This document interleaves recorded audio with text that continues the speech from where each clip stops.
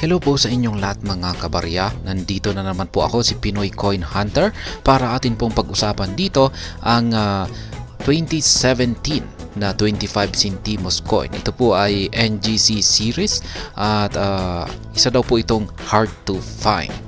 Ayan, nakikita po natin dito ang kanyang ang coin dito ng isang seller. Ayan, seller po ito mula sa online store na kay Carousel. At ayan, yan naman po yung kanyang sa likod. Yan, nakikita natin dito yung disenyo na cat moon. Ayan, cat moon na halaman. Ayan, at mukhang wala naman po akong nakikita na error nito. Ayan, pero hard to find daw po ito ayon sa seller. Pero bago natin alamin yung kanyang presyuhan dito, ay meron po akong 2017. Talagang chinek ko po talaga yung aking 2018 po pala yung sa akin.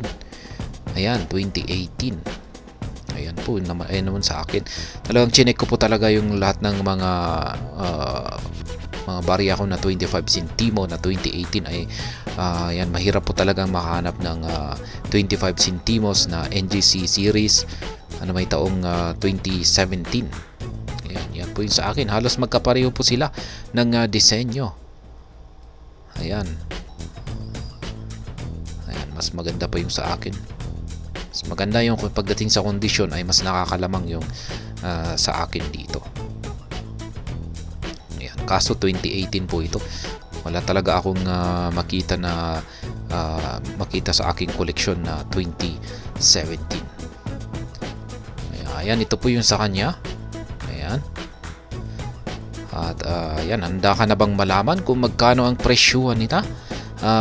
Magkano ang presyuhan ng seller dito sa 2017 na 25 centimo coin?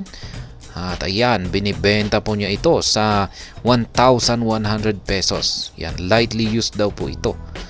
Yan, kaya ibig sabihin ng pag lightly used ay hindi po ito gaanong ginamit sa sirkulasyon. Ayan, pero nakikita ko dito ay parang mayroon naman po siyang maliliit na gasgas at parang may nag-uumpisa na po siyang kalawang dito. Ayan, pero hard to find daw po ito. Ayan, 2017. At kung meron po kayong ganito, 2017 na 25 centimo na Philippine NGC series ay ayan. Yung presyuhan po ng seller natin dito ay 1,100 pesos. Ayan, binibenta po niya ito. Pwede raw po sa GCash or Palawan Express. Ayan, payment first policy. Ayan po yung kanyang barya rito na 1,100 daw po yung presyo dito.